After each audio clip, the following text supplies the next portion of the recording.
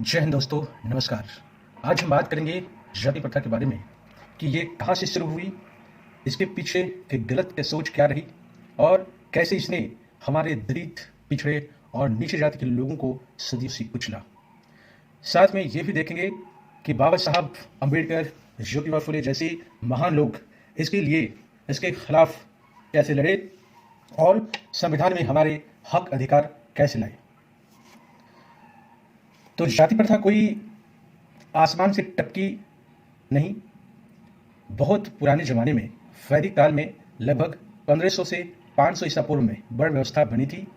4 वर्ण, जिसमें ये व्यवस्थाएं उस समय के पाखंडी पुरोहितों द्वारा किया गया, जिसमें ब्राह्मण, क्षत्रिय, वैश्य और शूद्र के रूप में बांटा गया और सभी के कामों का बंटवारा किया गया। जैसे ब्राह्मण को पढ़ाने का काम, क्षत्रिय को लड़ने का काम, वैश्य को खेती करने का काम और शूद्र को मात्र सेवा और दास के रूप में रखा गया था।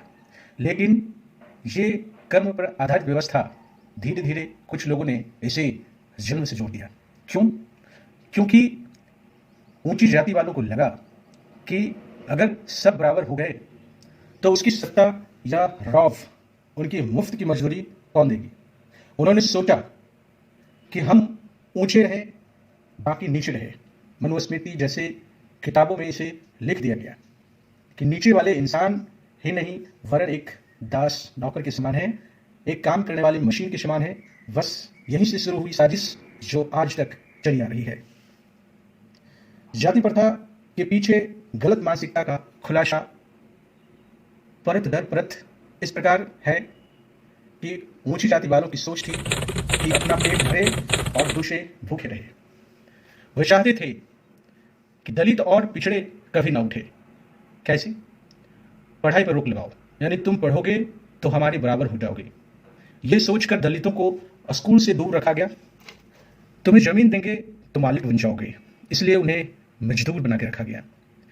भगवान ने ऐसा ही बनाया है, ये झूठ फैलाया गया ताकि कोई सवाल ना उठाए। जो भी आवाज उठाता उसे मारने पीटने का काम किया जाता था। ये सब इसलिए था कि ऊंचों का फायदा बना रहे।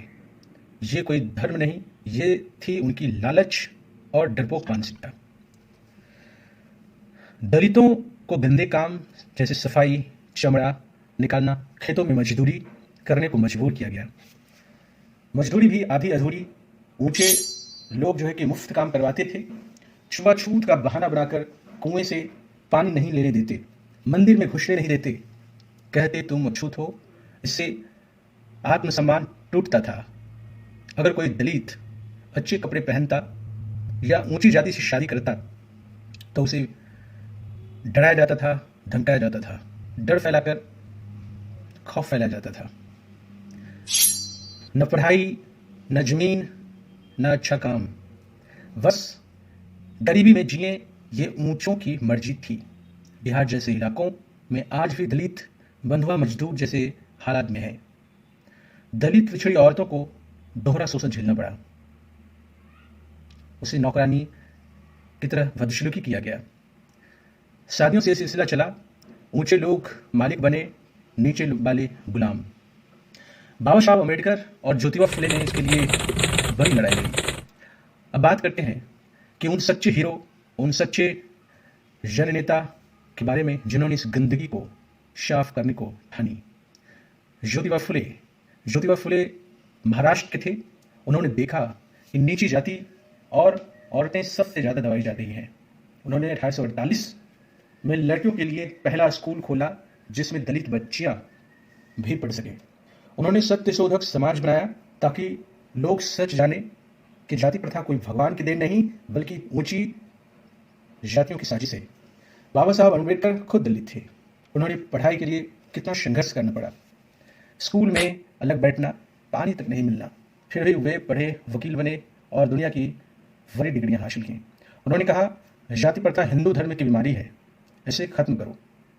1927 में उन्होंने महान सत्याग्रह किया, जहां दलितों को जो है कि कुएं से पानी पीने का हक दिलाया।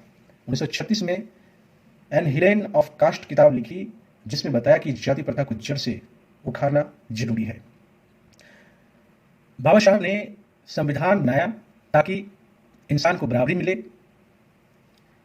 इसके लिए अनुच्छेद 15 की व्यवस्था किया, जिसमें कोई भेदभाव नहीं कर सकता। अनुच्छेद 15 संविधान के तहत यह देकर यह व्यवस्था किया गया, जाति, धर्म, लिंग के आधार पर सबको बराबरी का मौका है दिया गया।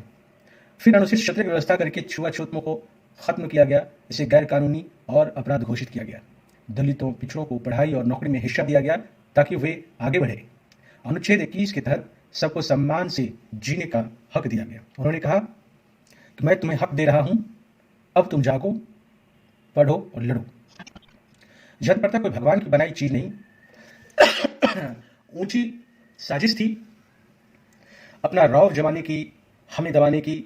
सदियों से हमारे दलित पिछड़े भाइयों को कुचला गया, पढ़ाई रोका, जमीन से दूर रखा गया, डराया गया। लेकिन ज्योतिबा फुले ने स्कूल खोले, बाबा शाह ने संविधान बनाया और कहा उठो, अपने हक के लिए लड़ो। आज संविधान हमें बराबरी देता है, तो चलो इस गंदी सोच को खत्म करें, पढ़ें, आगे बढ़ें और सबको साथ लें। जय भीम, जय भारत।